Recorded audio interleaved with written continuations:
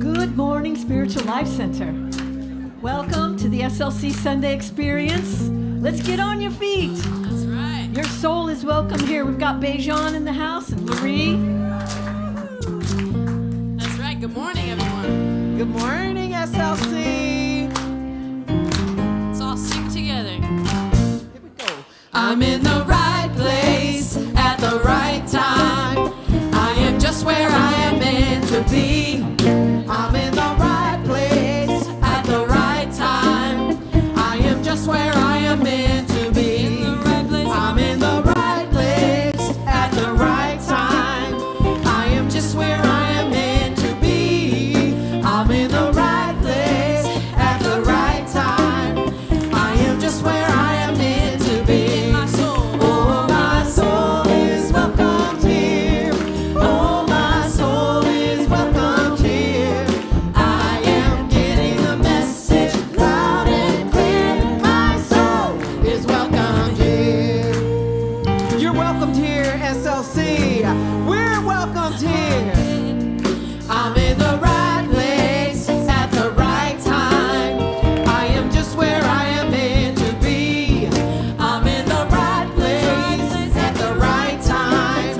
I am just where I am meant to be. Oh, my soul is welcomed here. Your soul. My Soul is welcomed here. I am getting the message loud and clear. My soul is welcomed here.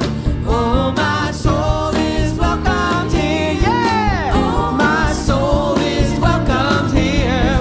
I am getting the message loud and clear. My soul is welcomed here. I'm getting the message. Am getting the message loud and clear. My soul is welcomed here. Hey, SLC, my soul is welcome here. Internet community, we love you, and your soul is welcomed here. Our soul is welcomed here. Hey, is welcomed here. My soul, your soul. Our soul, my soul is welcome. I am getting the message loud and clear. My soul is welcome here.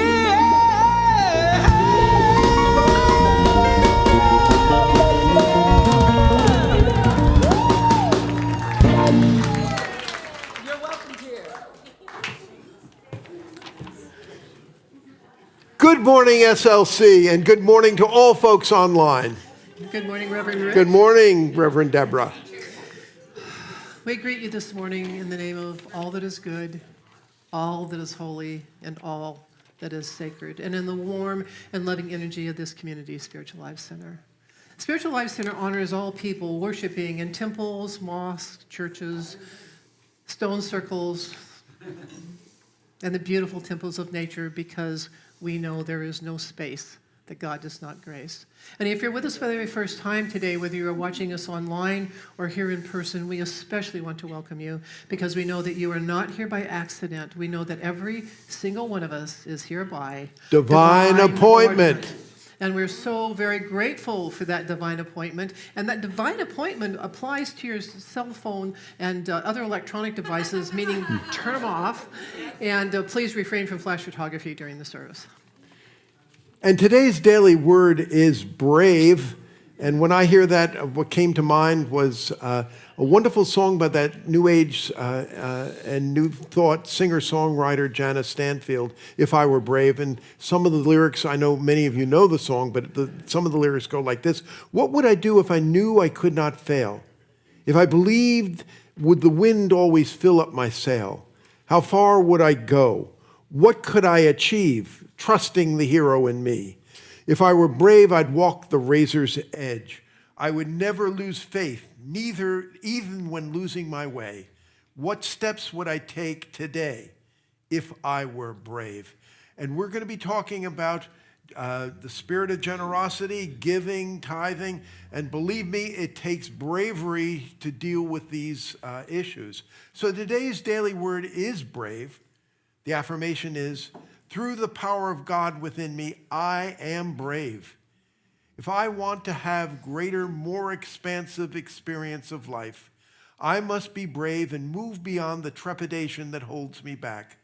I do not judge myself for hesitating, but I don't let that stop me. Instead, I take my reluctance as a cue to call upon the strength of God within, to push past my fear and to move forward. So much life lies on the other side of my fear. I believe I am meant to live a fulfilling, satisfied life. Whether I am interested in having a grand adventure or simply stepping out of my comfort zone and trying new things, I can rely on the divine within as I summon the courage to do new things. I affirm, I am brave. As this becomes the truth of my heart, my experience of life expands. And the scripture we have today is one which I go to back time and time again. It's by the Apostle Paul. It's in the second letter to Timothy. And it is, for God did not give us a spirit of fear and trepidation, but rather a spirit of power, of love, and of self-discipline. Today's daily word is brave. Dear Spirit, thank you for that spirit of bravery that is truly in us, in that divine spark which is within us all. Thank you for this wonderful growing season, which soon will turn into a harvest season. A harvest which we know will be bountiful and productive. Thank you for SLC, this wonderful spiritual community, this city on a hill, with a powerful spiritual message, not just for Sacramento, but for the world beyond. And where there are challenges in our lives, help us to see these as opportunities for more spiritual growth. And for this and so much more, we say thank you and amen and amen. We also say our mission statement together: to transform lives, to make a positive difference in the world as we love, serve, and remember. And we say those powerful 5 unity principles. God is absolute good and everywhere present. People are inherently good. Thoughts create our experiences. Prayer and meditation are how we connect with God. And we must take action. And so, Reverend Deborah, anything new? Anything new? Well, semi-new. The Oneness Prayer Circle, we've had a few rounds of that, but we've decided to make it an official thing. And so from now on Wednesday nights at 5:30, you can join us in the chapel over here for a little guided meditation. Then we go through the Silent Unity prayer service and then open it up to people's personal prayers. So join us for that. And then at 6 o'clock, we have the community meal that will continue on, and we ask that if you can RSVP for that, it would be really helpful. Now that we're growing and we've got more people interested in Wednesday nights again, it'd really be helpful if at least some of you would RSVP so we'd have an idea of how many people, because that means there's enough food for everyone. So try to do that. You can go into the website and do that. And then this week at 7 o'clock, Sally Sion and George Peckham are going to be doing Dances for Peace. How many people have done that with them before? Well, they're going to be doing it again, and it's a wonderful time. We clear out all the chairs, and we stand in a circle, and Sally plays her guitar, and they play these beautiful spiritual songs and the dances that go with them. It's a lovely, lovely time. So we'll see you this Wednesday night. And Claudia, come on, Claudia has a wonderful announcement for us. Good morning, SLC. We are having a gently used treasure sale on October 11th. That's a Saturday, here in the sanctuary and in the courtyard. And it will begin at 7 a.m. until 1:30 p.m. And donations for the sale will be accepted on both Wednesday and Thursday, October 8th and 9th, from 12 to 5. And Friday will be reserved for the setup, so we will not be taking donations that day. And the items must be clean and in working order. We cannot accept large furniture or car seats. We would appreciate you bringing your clothes on hangers if possible. And we also need plastic and paper bags for your purchases to bag them up. And flyers will be available in the foyer after services with more details. And I'll also be at the table in the back in the courtyard. So please ask your friends to come and your neighbors. And we accept credit and debit cards and cash, but no checks. And you guys, I am cleaning out my closets, and it feels so good to be shifting the energy. And so I suggest you do the same. So I'll see you in the courtyard. Thanks.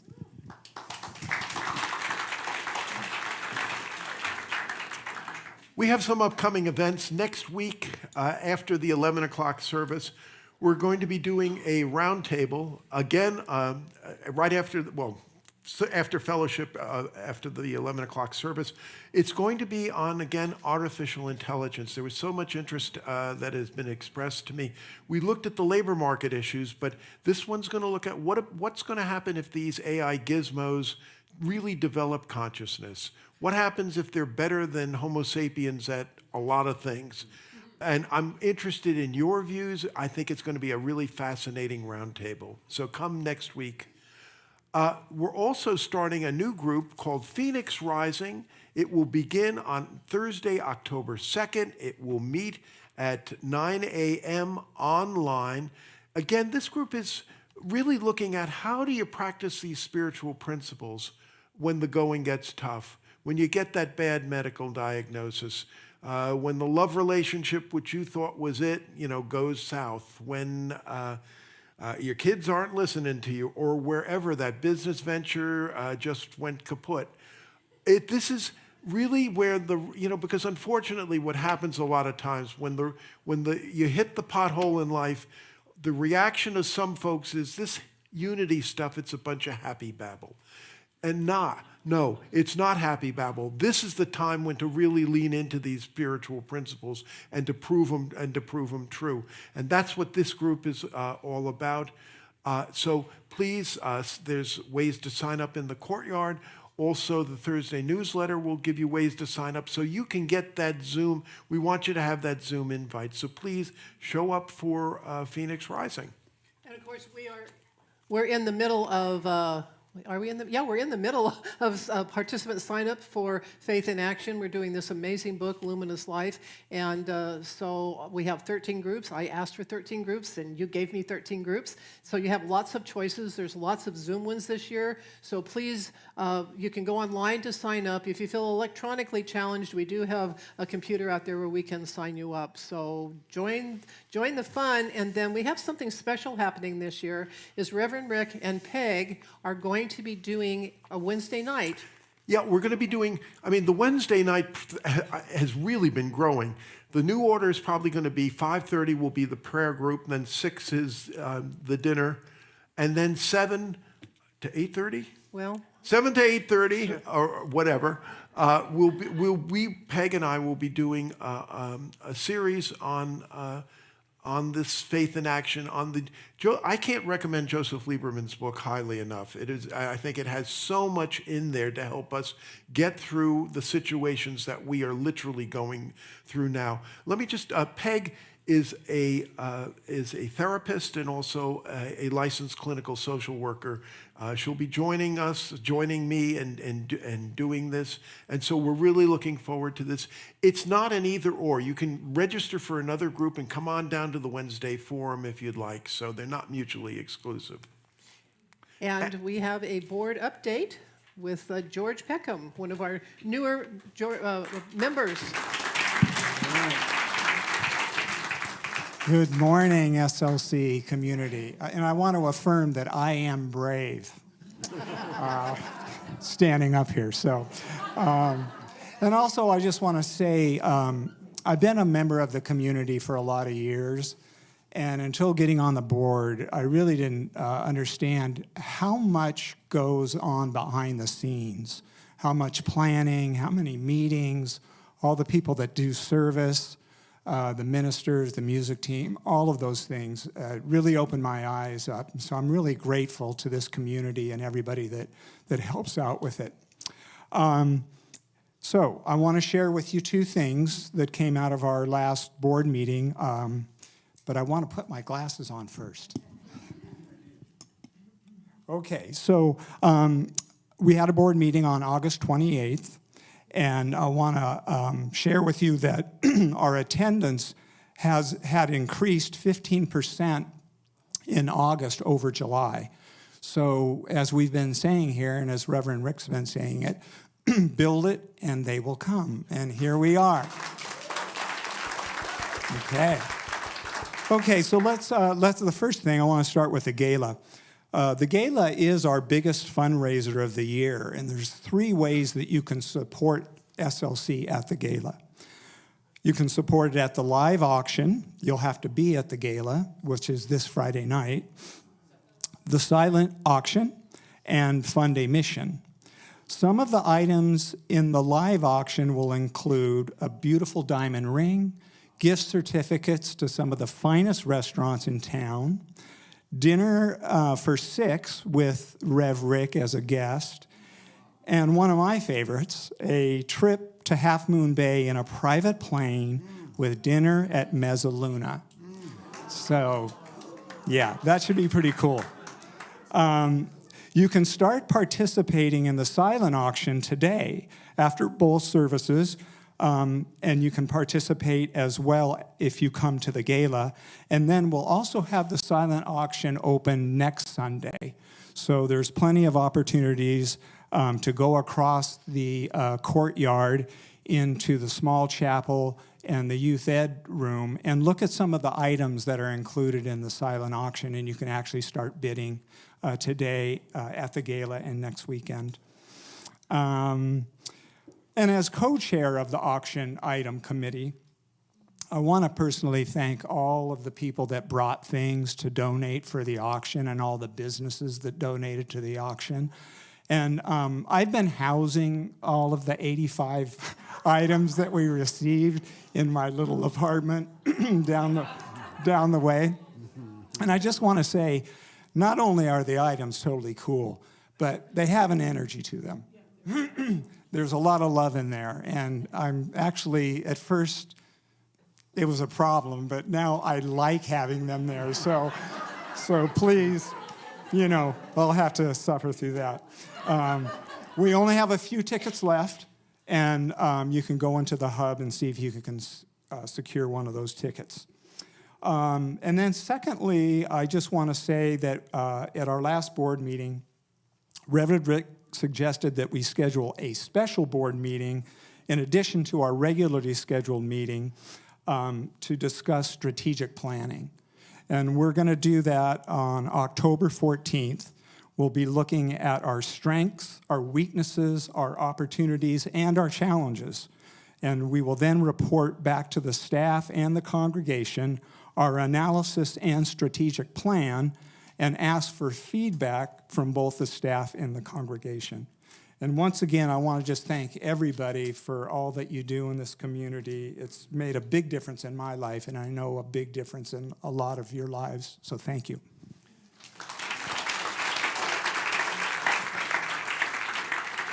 Thank you, George. And of course, every week we remind you that there are many things that foster transformation here in our lives at Spiritual Life Center. And one of those, of course, is prayer. And our prayer chaplains are available to pray with you in times of celebration and in times of challenge. Go out and find one of them. They wear the white stoles and they love to spend time with you. And then also you can check out our small groups and other weekly offerings. You can go out, look in the courtyard, look at the bulletin board, and of course chat with the ladies at the hub. And of course you can also go to our website because anything you could possibly ever want to know about us is out there.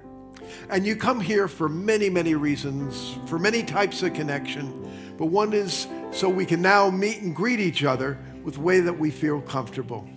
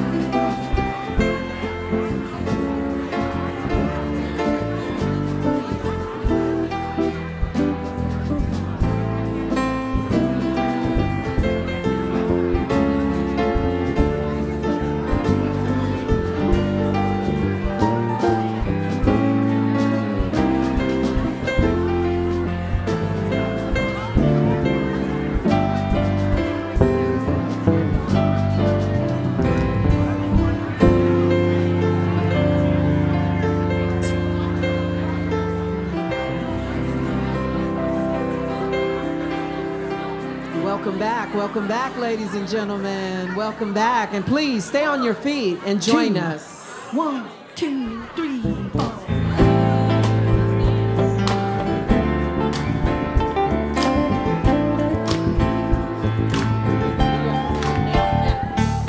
How can I serve today, sweet spirit?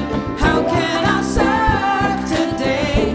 Oh Lord, speak in ways that I will understand. Hey, where you lead me, I will follow. Where you lead me, I will go. How can I serve? How can I serve today, sweet spirit?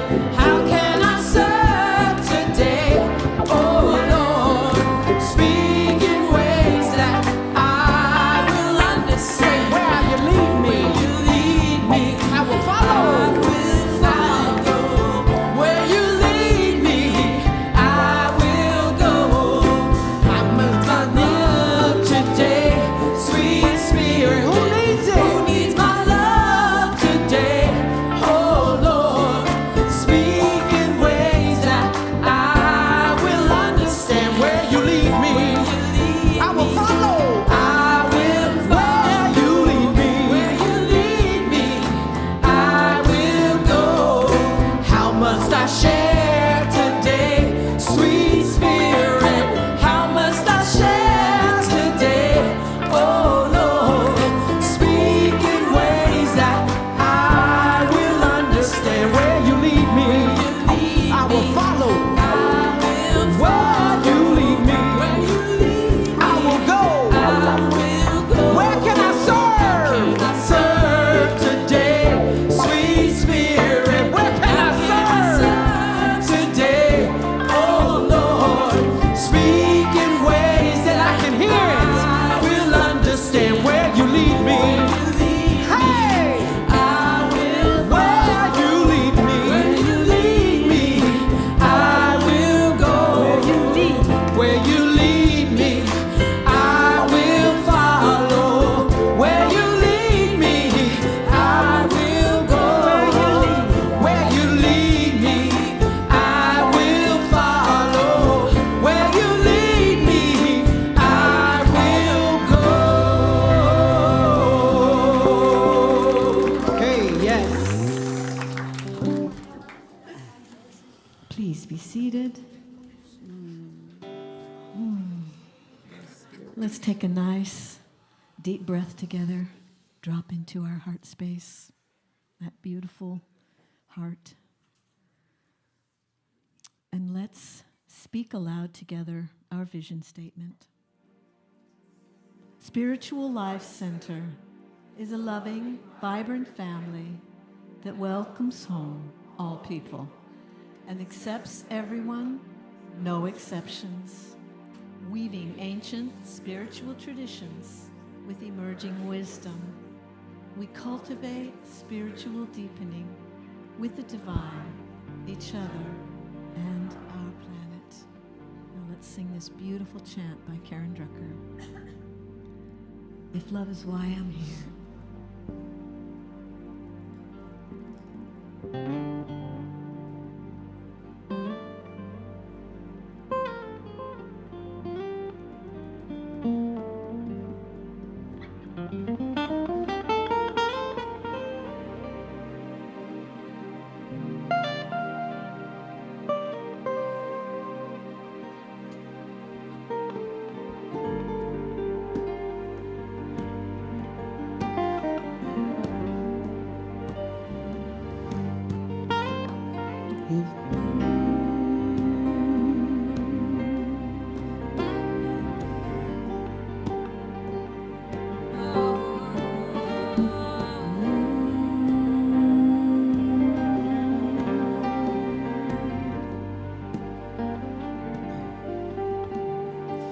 If love is why I'm here, let me be an open channel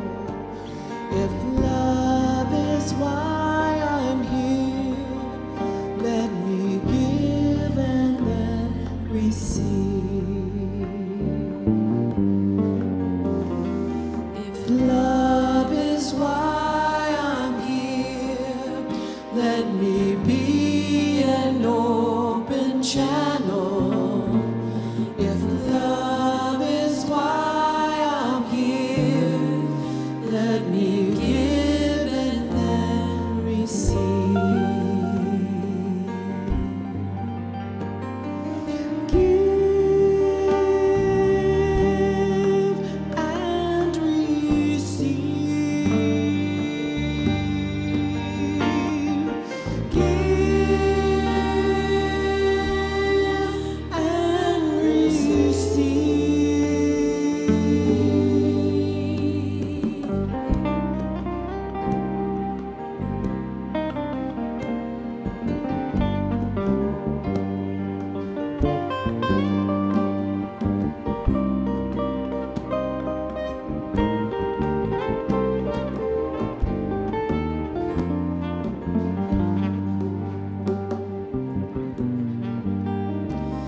If love is why we're here, let us be an open channel.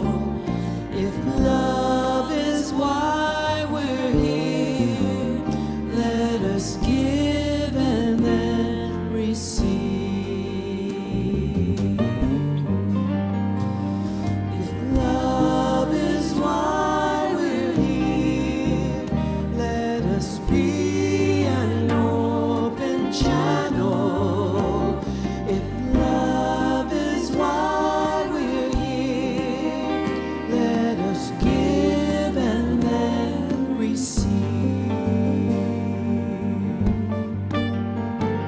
If love is why you're here, may you be an open channel.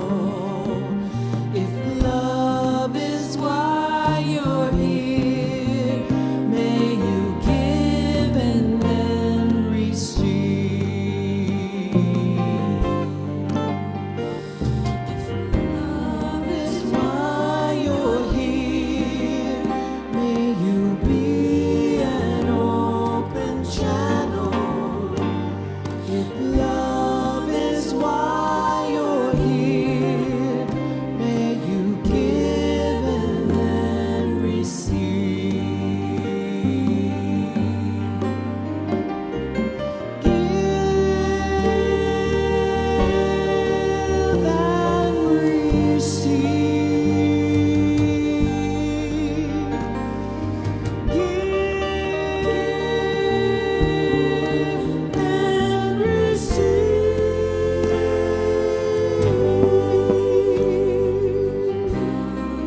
Why I'm here, let me be an open channel. If love is why I'm here, let me give and then receive. Love is why I'm here. Let me give and then receive. If love is why I'm here, let me give and then receive. If love is why I'm here, let me give and then receive. Let me give and then receive. Let me give and then receive.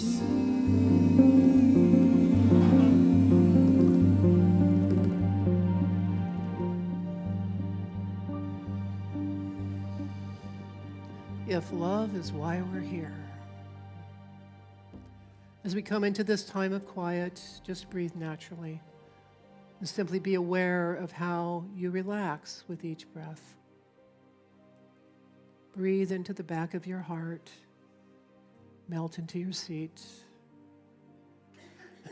Relax your eyelids and allow your vision to become soft and cloudy as you close your eyes and drift up into a light daydream.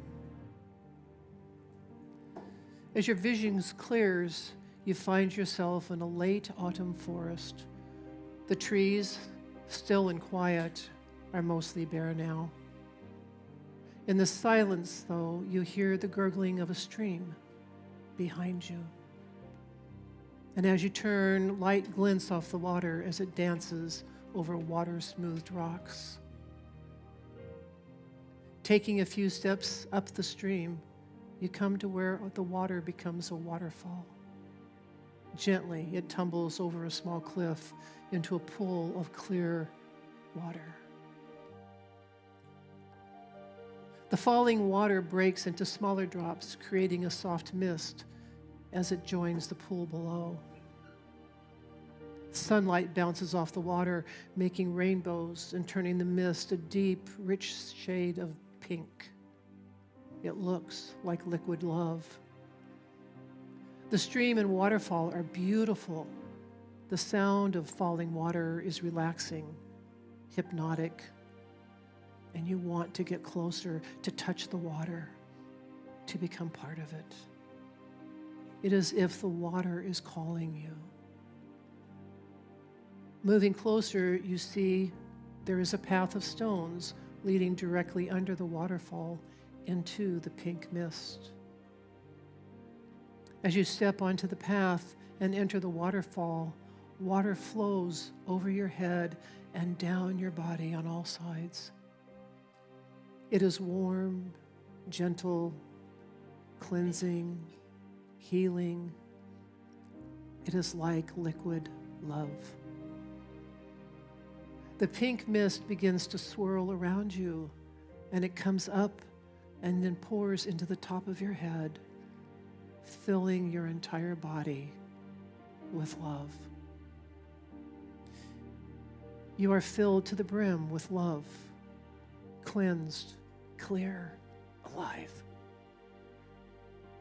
The water and the pink mist flow into and through you, activating your heart. Pure golden light radiates from your heart in all directions. The water and mist pour into you, and the golden light becomes stronger, expanding until your entire being is golden pink light. This is holy, everlasting love. Feel it, see it, touch it, hear it, experience it in the silence.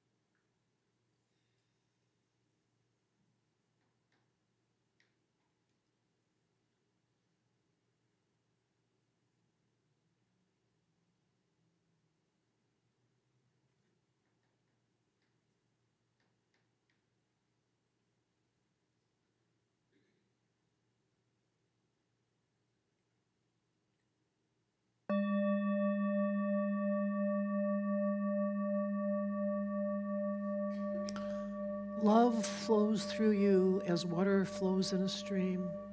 Warm, liquid, healing love.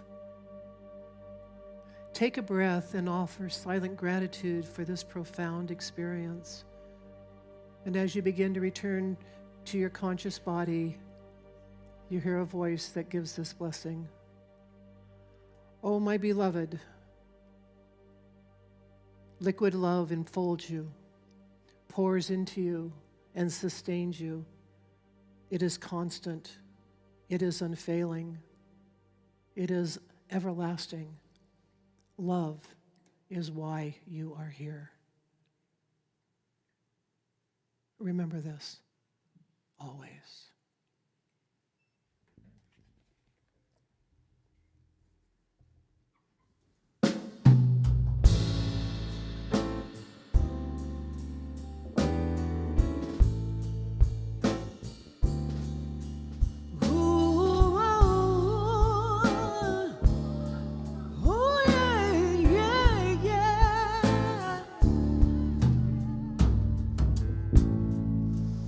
Them that's got shall get,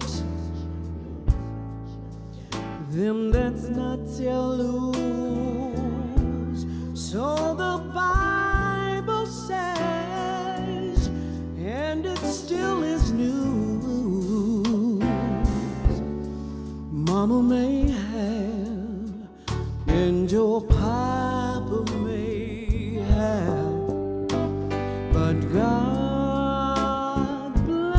child that God is on, that God is on.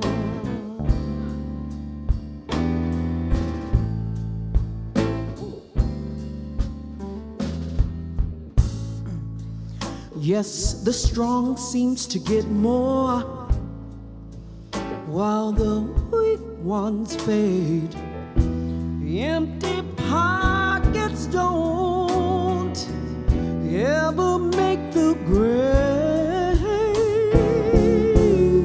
Your mama may have, and your papa, he may have, but God bless the child that God is on, that God is on.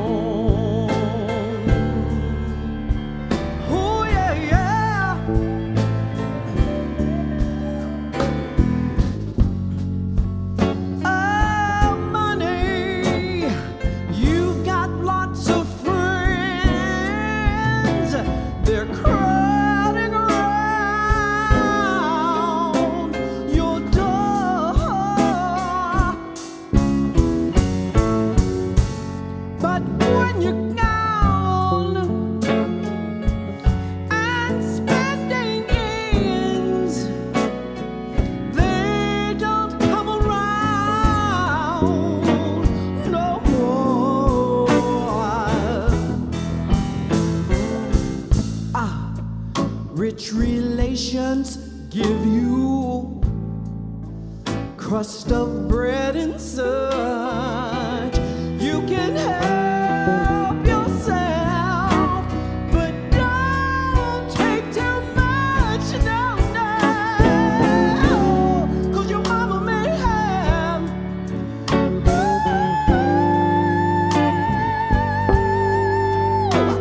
but God bless the child that God is on, that God is on.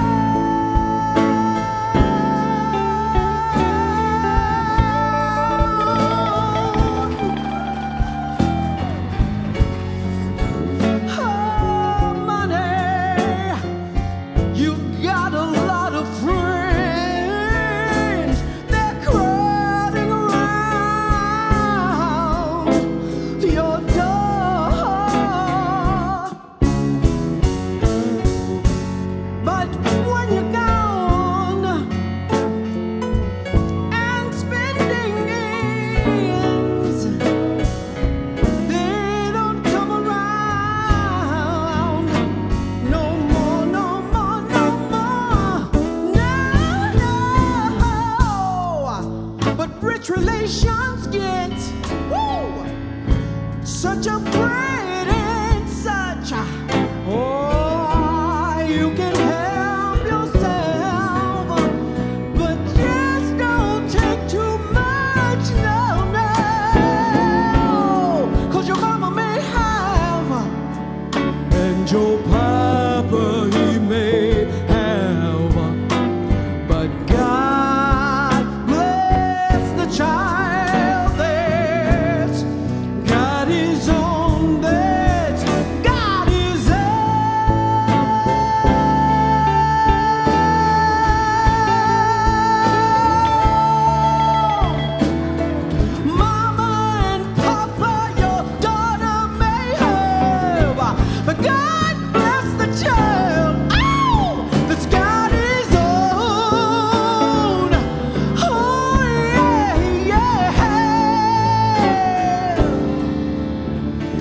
So God bless the church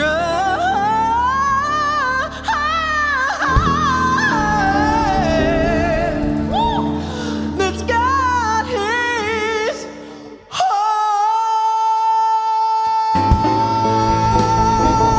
Yeah.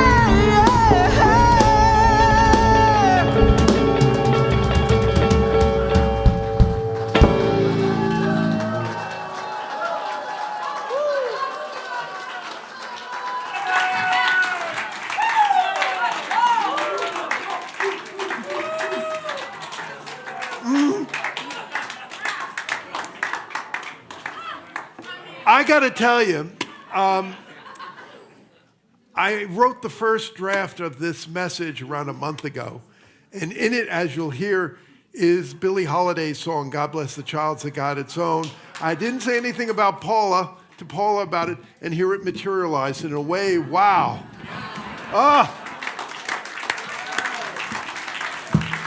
Speaking of synchronicity, well, anyway, there was a little boy by the name of Johnny who was very curious. He goes up to his father one day and he says, Daddy, where do we come from? His father started to tell him about Darwin and apes and monkeys. And he said, thank you, Daddy, that was really good. Next day he goes to his mother. He says, Mommy, where do we come from? And his mommy starts telling him about angels and heaven. And poor little Johnny looks so confused and perplexed. And the mother says, what's the matter, Johnny? He says, well, I'm just so confused. When I asked Daddy the question, he told me about apes and monkeys, and you tell me about heaven and angels. And his mother said, oh, there's no problem whatsoever. When your father was talking about apes and monkeys, he was talking about his side of the family. And when I was talking about heaven and angels, I was talking about our side of the family. Well, I would say that mother's comment was not, shall we say, generous, to put it mildly. And we're going to be talking today about the spirit of generosity, about giving, and that very difficult T word, no, not ingrown toenails, but tithing.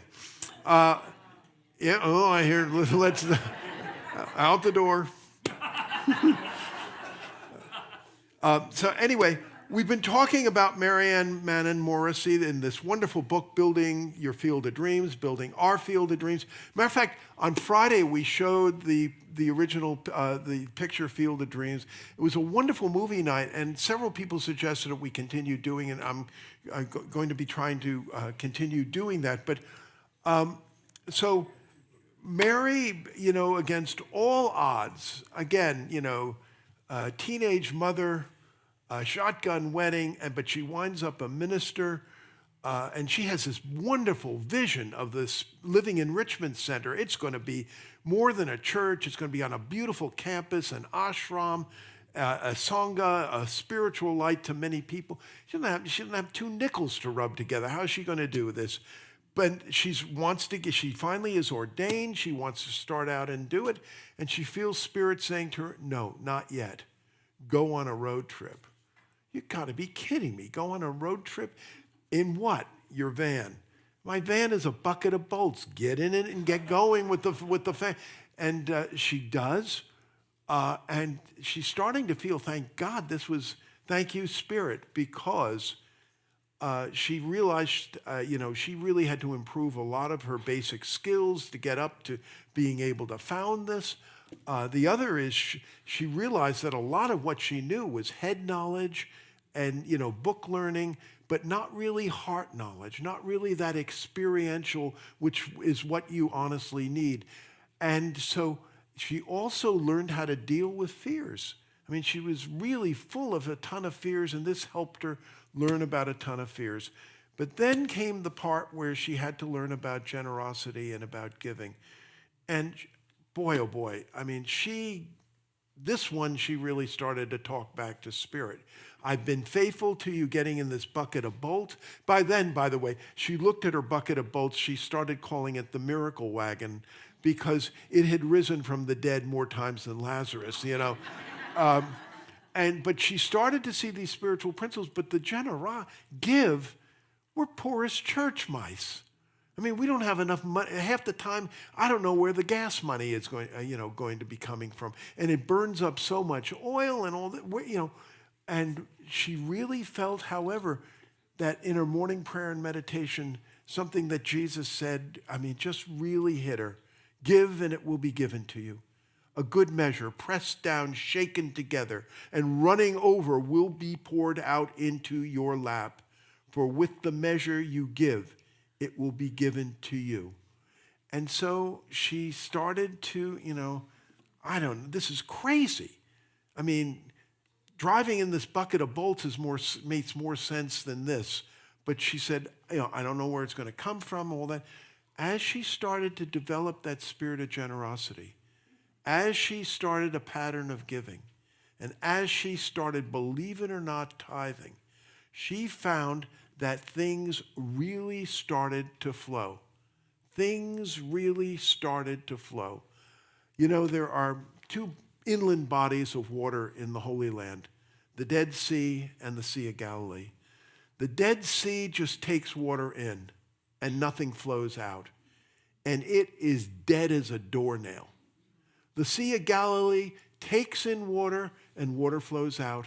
It's right near the Dead Sea, but it is so different from time immemorial in biblical time. Even now with drones and missiles flying overhead, it is still an incredibly productive region. And water flows in and water flows out. And let me tell you another. Again, I serve as an unpaid advisor to Unity Worldwide Ministries. So I get to deal with a lot of ministries. And, the economist in me, I'm sorry.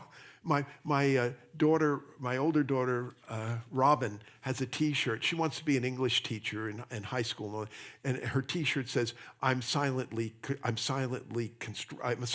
looking at your grammar and correcting it." So I can't. I'm sorry. I can't stop looking at for correlations and the economist in me. And it's not 100%, but it is so strong. You show me a ministry. You show me a church. You show me a spiritual center, which essentially either didn't have tithing or didn't have a spirit of giving, or during COVID it just stopped giving. And where is it now? The correlation is such that I'll show you a ministry which is living hand to mouth, which doesn't know how it's going to be paying payroll, the next month and all that. But you show me a church, a spiritual living center. You show me a place where they had this sense of giving. They tithed. They had this sense of generosity.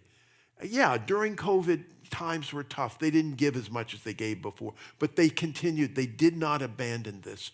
And I will show you a ministry which is today thriving, which today has gone past where it was before COVID hit.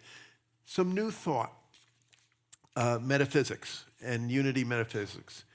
The unity pioneers, Charles Myrtle Fillmore, Ernest Holmes. If you want to go even further back, what we call the teacher of teachers, Emma Curtis Hopkins. Everybody. It's interesting. She never founded a denomination, but the Fillmores, Ernest Holmes, everybody, had studied under Emma Curtis Hopkins. They all looked at one. They didn't believe that the material world was the end all and be all, not by a stretch. They believed that there was something beyond the material level, a realm which, yes, divine mind, divine order, but also flowing from that, and they just called it substance. They just called it substance. They didn't give it a fancy pants name. And the deal was that as we work these spiritual practices, we are able to call more of this substance down into our lives. And they also felt that a lot of forms of spirituality, they got the arrow the wrong way. A lot of places, it's I'll fly to glory, I'll fly away. You're trying to get out of the material realm and into this, astral. They said that's not the arrow. The arrow is you're in the material realm now. You pull more of this stuff. Down. Charles also mixed metaphors now. He talked about a storehouse, a divine storehouse, the God built storehouse. And a lot of times people feel, oh my God, if I'm caught in that storehouse, no trespassing sign, I'm going to get my knuckles rapped, or, it's a felony or whatever. That's not it. God built the storehouse for you to go into. He wants you to go in there and pull this stuff down. And the way it works, you come to the storehouse with a thimbleful of faith, and you get a thimbleful of substance. You come to that storehouse with an Olympic-sized swimming pool. Guess what? You get an Olympic-sized swimming pool of stuff. Every week I have my old homiletics. He's my preacher teacher, and he sees what I did last week, and he beats me up. Then he sees, I give him a dry run of what I'm going to do the next Sunday. He beats me up again. But he has a saying that the movie is only as good as what's left on the cutting room floor. And so, I have tons of stories of demonstrating these spiritual principles. Remember, I don't know, it's in the East Coast anyway, there are a lot of times you see people with these badges. I lost 150 pounds, ask me how. I wish I should have I've seen these spiritual principles demonstrated time and again. Ask me how. So, we'll come up and honestly, truly, we'll talk about it. But Charles, and I think he is so right, said, again, the economist, supply. He talks a lot about a supply and demand. The supply is there. We live in an abundant universe of infinite supply. The trouble is, Charles said, a lot of times our demand through faith is so low that we're not pulling in this substance. The other, and now I'm going to go to Eric, that great unity teacher, Eric Butterworth. He said, a lot of times you hear, again, pretend you're a gardener. You hear there's there's an infinite supply. There's all this, metaphysical water and all that. So you attach the hose, you turn it on, and here's your hose. And guess what? No water's coming out. No water's coming out of what's going on? Those water's coming out of the hose. What's wrong? Eric Butterworth said, if that's the case over 90% of the time, look where your foot is. Because your foot is probably stepping on the hose. Get your foot off the hose and the water will flow. How do you get your foot off the hose, says Eric Butterworth, is through giving. That's how you prime the pump. And when you start to do that, things honestly, truly, really do flow. Now, it's interesting in unity now, there's been a very interesting dialogue, debate, or whatever, between some leading unity thinkers about giving, tithing, generosity, as it were. If you look at sort of the early writers of prosperity, I'm thinking about the Catherine Ponders. I'm thinking about the Reverend Edwin Gaines. They stressed very much tithing. Edwin Gaines, and I studied under her. Bammo. When in her book, The 4 Laws of Prosperity, she starts out with tithing. I sort of flipped it, and of the 4 laws, I waited to the 4th week to talk about, I wanted people to come back as it were. So, but she would hit you right between the eyes about the importance, importance of doing this. So some recent unity thinkers have said, yeah, tithing is, but you know what? Let's go to Paul and the 13th chapter in Corinthians, about if I give, I can give all my worldly goods to the poor, but if I'm not filled with love, it's useless, it's pointless. In other words, tithing can become a mechanical rigmarole, and it's not what you really need to do is develop a spirit of generosity. And generosity is not based on whether it's 10.000% or what. What if you're only giving 9.99%? Then you don't get anything. So developing that spirit of generosity. And I can understand both sides, so I could hear you say, well, Reverend Rick, where are you in all this? I go back to Eric Butterworth. And again, I believe, many, we say many faces, many paths, one God. There are many, but there,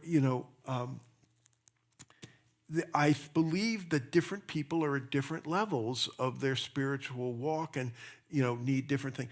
But Eric said, for many of us, what we tithing is like training wheels on a bike. And you learn to ride with the training wheels on. And eventually, as you get better, you can take the training wheels off. He goes to that wonderful quote by Henry David Thoreau that essentially, as we start to grow spiritually, we go into higher laws. What might have made sense back in the old days in the book of Leviticus, we've grown spiritually, and now we don't need everything that's in the book of Leviticus. So you guys might ask, where do you think you are, Rick? I got to tell you, I believe for whatever reason, God has me on a short leash. I know it's a very, well, there are benefits for being on a short leash. When you start moving in a wrong direction, you feel the tug very, very, very quickly. And I'm grateful for that. But, I feel that there's a word which is so probably alien to 21st century American culture, and that word is discipline. And I really feel that I know me. I need that discipline. So I still need the training wheels. And I need the training wheels in many ways. For example, in terms of prayer and meditation. Oh, I'll do it any old time. I'll do it different time. I'll do it different times of the day and all that. I know if that's my discipline, if that's what I do, it's not going to happen. And so I have developed a discipline. And I was not a morning person. I am now, but I certainly wasn't when I started.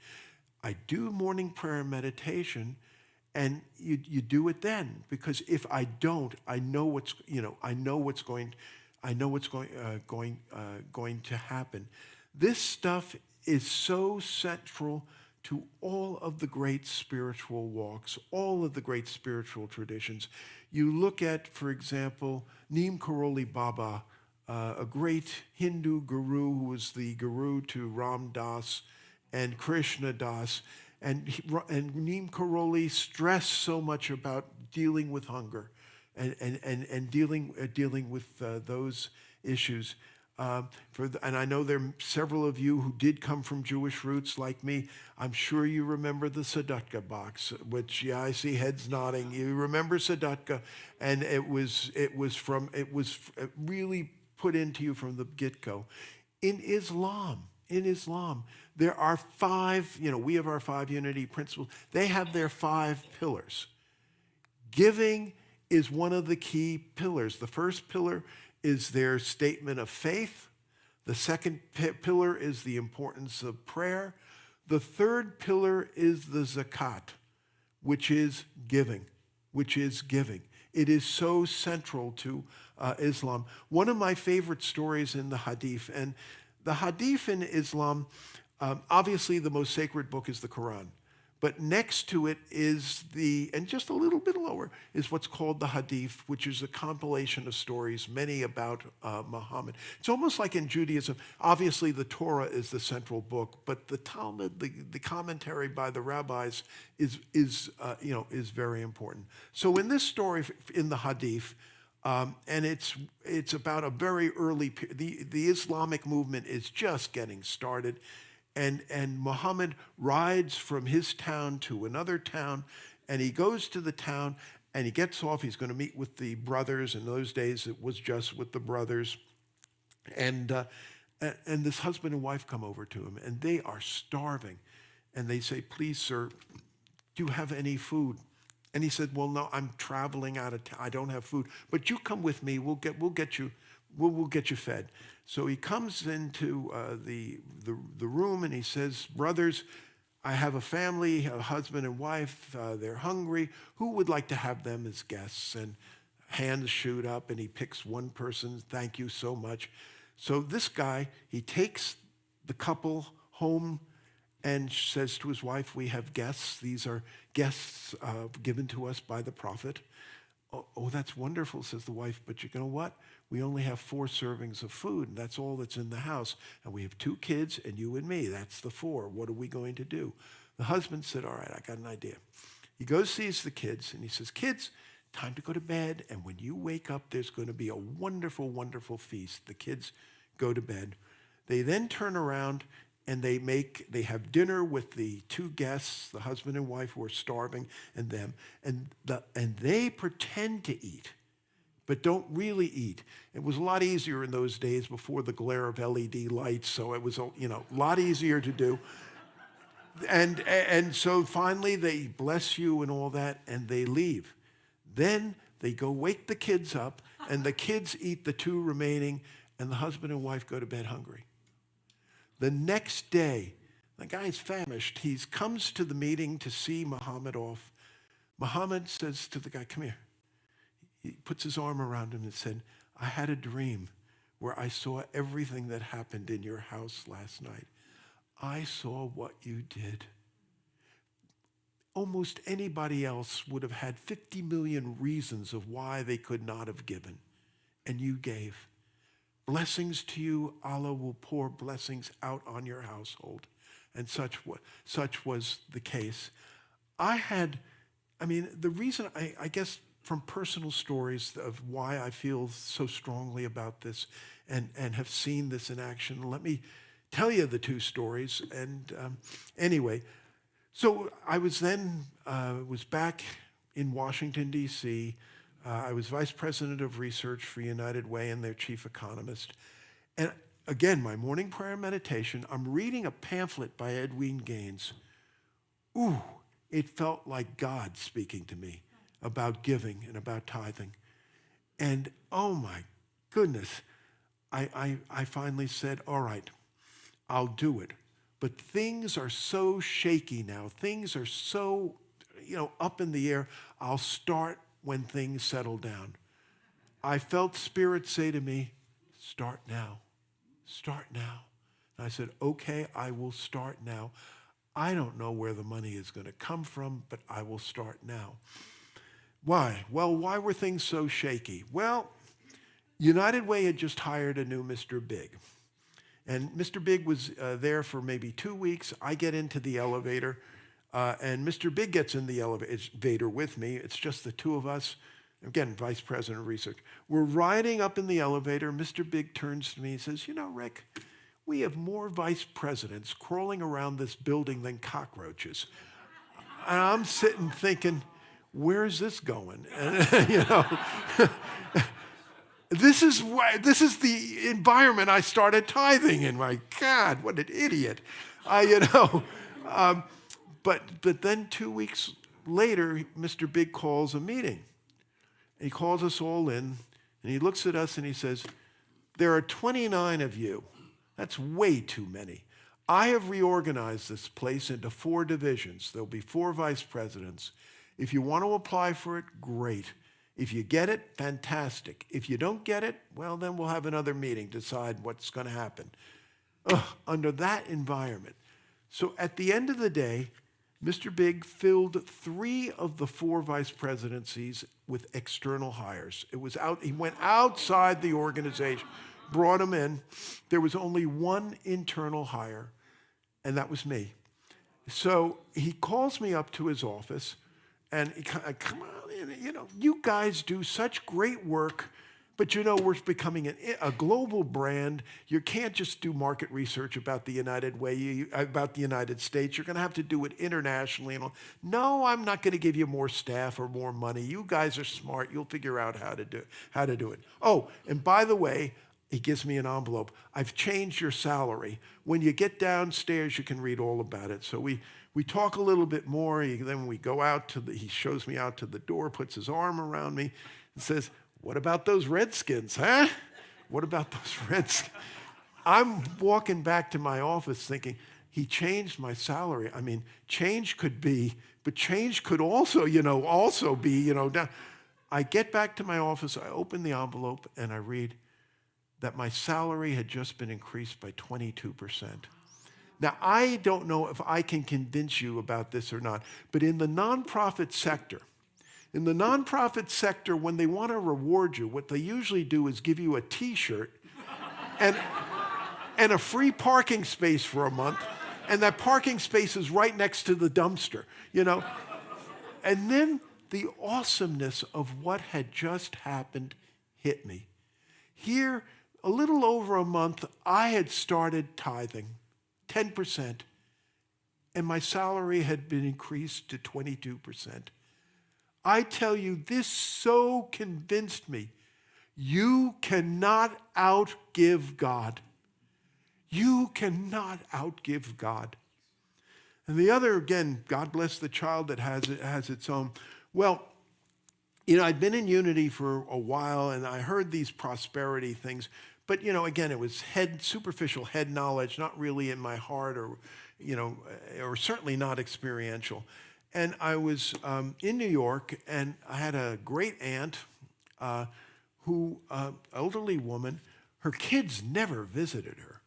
And so I'm in New York, so I started to visit her, and she was fun. And she knew she knew about the old days, life in the old country, and coming over, and Ellis Island. She was really interesting, and the Great Depression and all. I really enjoyed, and we'd go to Central Park together. I really enjoyed it. So she makes her transition, and the will is going to be read. Now, I don't expect to be left much, but probably will be something. The will is read, and I'm left nothing.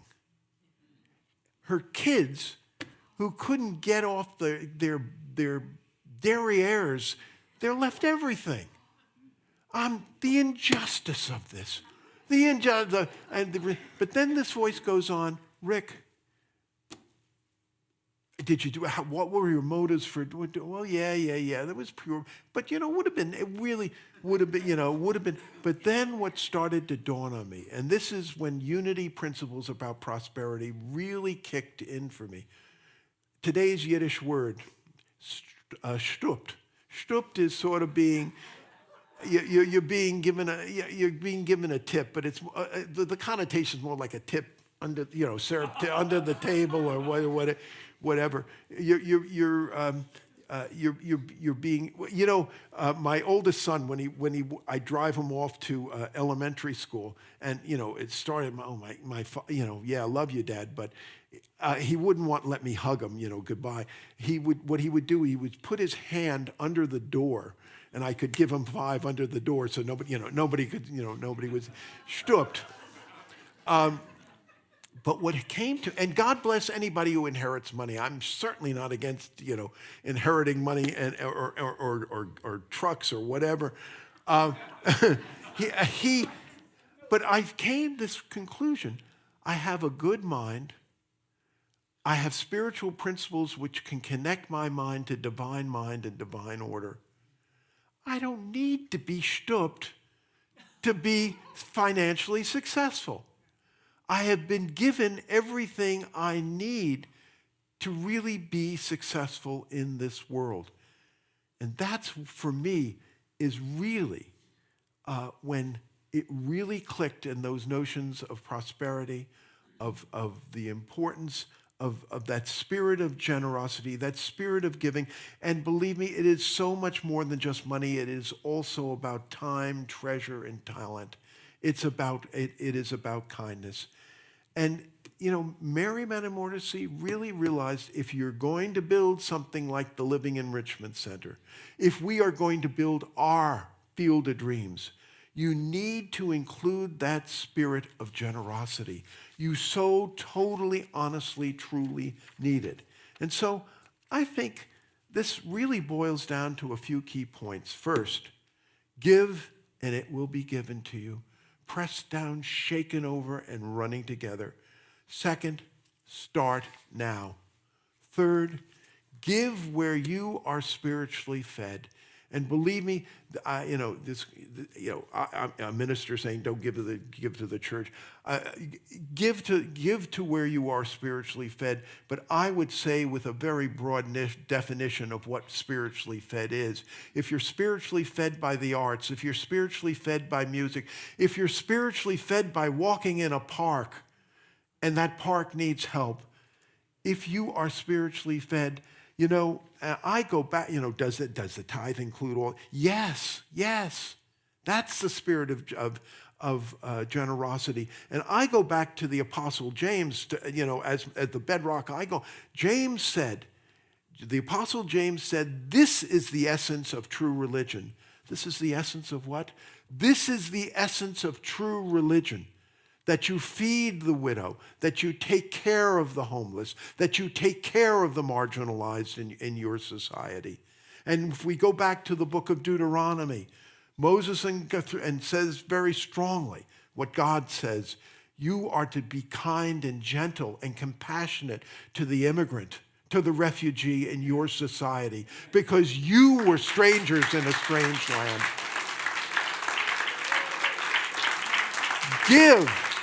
Give where you are spiritually fed. And fourth, by God, you cannot outgive God. You cannot outgive God. When I left, I knew it was time to move from, my first church was in Tulsa, Oklahoma. Loved it, but it was time to move on.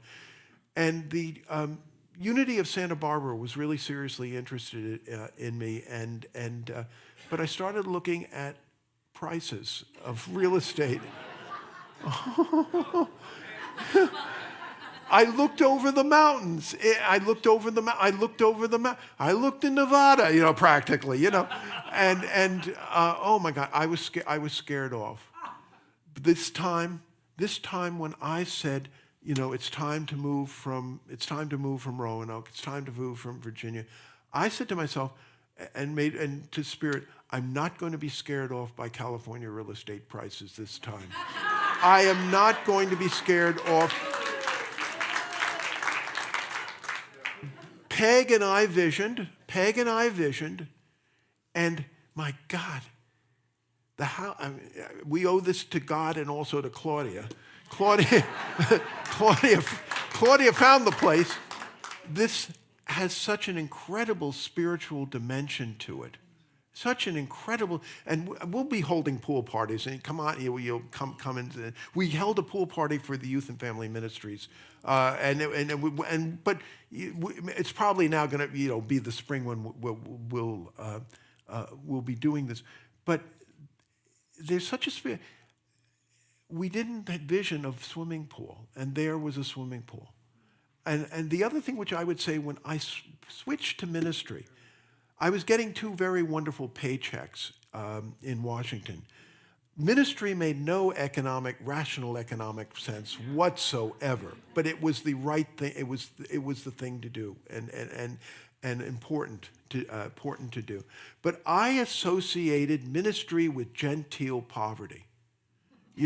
Ministry is associated with in other words, I'd have to say to Therese, I know you want a new prom dress, but we're going to take your mother's prom dress, and you're going to, and of course that was in the era of stay, and so she's going to get a Saturday Night Fever, and that's how I essentially is, and yes, I believe in these unity principles. Oh, yes, about, hit the road, lack, and don't be. But yet I associated ministry with genteel poverty. What the heck do you think I'm going to be generating if that's the association I have in my mind? I realized so clearly that I had to get rid of that concept of genteel poverty. Who's to say I don't write a book which, sells better than Olstein? And or and I must say this, again, the button, ask me, and I'll tell you. I mean, we're not zillionaires, but boy, oh boy, God has seen us through. What God calls, God equips and has seen us through. We didn't even ask for a swimming pool, and we got it. I mean, so, there was a clip back in the United Way days that we used to show a lot from The Simpsons. And the clip was this: Bart Simpson lost a tooth. So he takes the tooth, he puts it under his pillow, thinking the tooth fairy is going to give him a wad of money. He sleeps on it. He gets up in the morning. He lifts the pillow up, and there's a note. He reads the note, and it says, "Dear Bart, this is the tooth fairy. Instead of giving you a wad of money, I decided to take that money and make a donation to United Way." But seriously, don't deny yourself the joy of giving. The Apostle Paul was right when he wrote that Spirit truly loves a cheerful giver.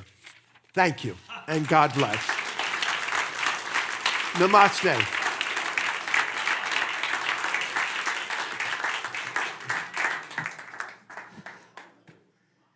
Genteel poverty, huh?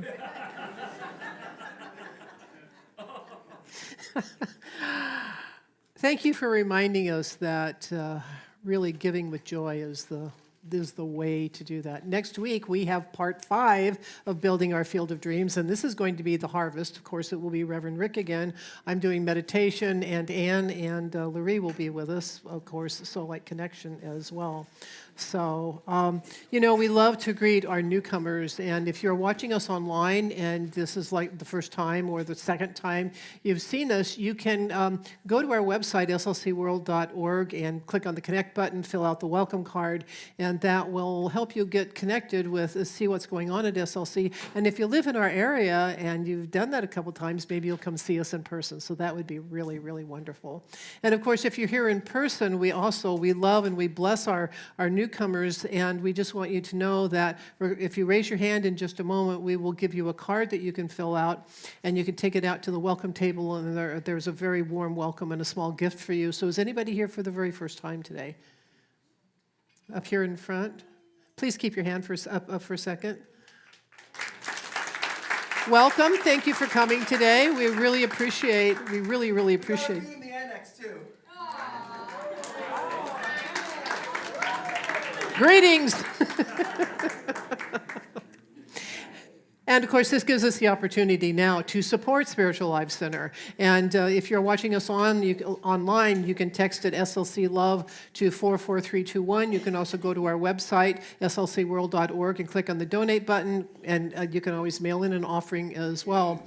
And we ask you, please click on like, comment, share, or subscribe, or whatever your app asks you to do, because this helps this message go out to farther and farther out into the world. And if the world needs anything right now, it needs this positive message. So please do that. And let us now say our blessing together.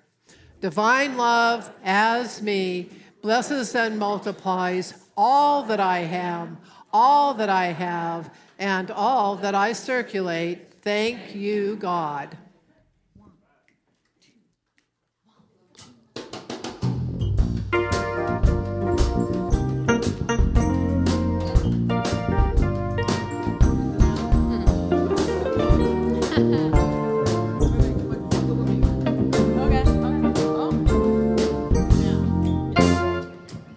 I'm loving my life.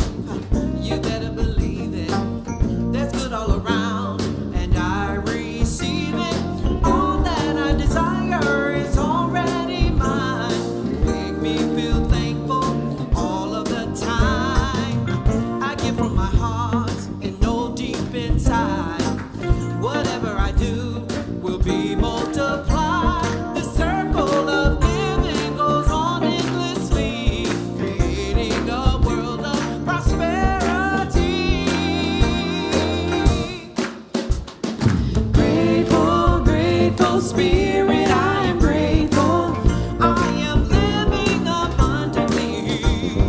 Joyful, joyful, positively joyful. The joy of the spirit is flowing through me.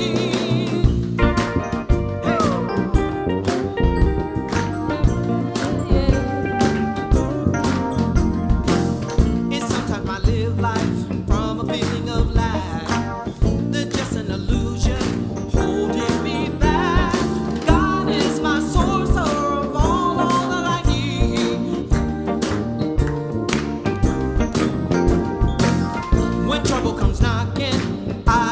not doubt. The spirit within me is working it out. God is revealing and showing the way. I rest in the promise and joyfully say, grateful, grateful spirit, I am grateful. I am living abundantly.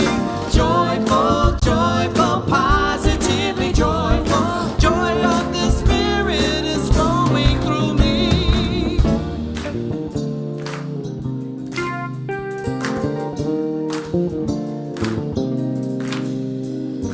I receive as I believe.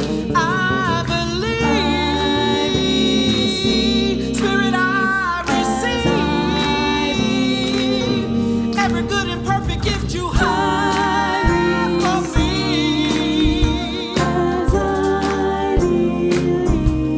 I receive.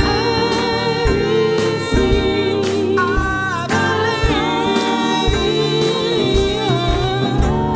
I offer my life and all that I am, knowing my greatest good is what God has planned. Grateful, grateful spirit, I am grateful. I am living abundantly. Joyful, joyful, positively joyful. The joy of the spirit is flowing through me. Grateful, grateful spirit, I am grateful. I am living abundantly. Joyful, joyful, positively joyful. The joy of the spirit is flowing through me. Grateful, grateful spirit, I am grateful. I am living abundantly. Joyful, joyful, positively joyful. The joy of the spirit is flowing through me.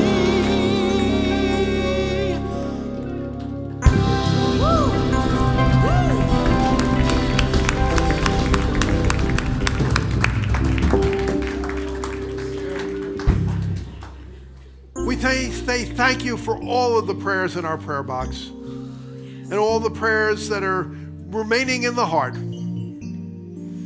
We just see that divine power surrounding and warming and guiding. And for this, we are so thankful. We are also thankful for the time, treasure, and talent that is supporting this ministry and carrying on these wonderful spiritual principles. And for this and so much more, we say thank you and amen and amen. And we say that wonderful prayer for protection. The light of God surrounds us. I am the light of God. The love of God enfolds us. I am the love of God. The power of God protects us. I am the power of God. The presence of God watches over us. I am the presence of God. Wherever we are, God is, I am, and all is well. And we say that one and sing that wonderful peace song.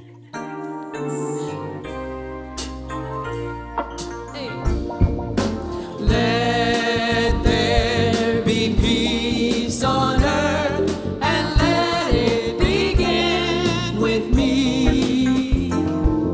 Let there be peace on earth, the peace that was meant to be,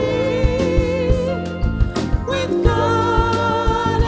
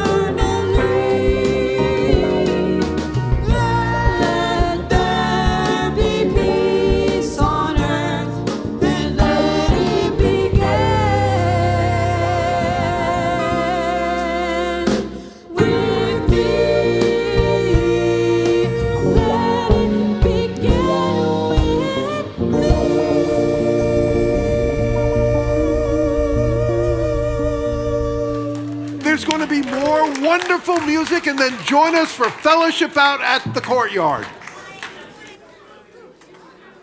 It did get hot.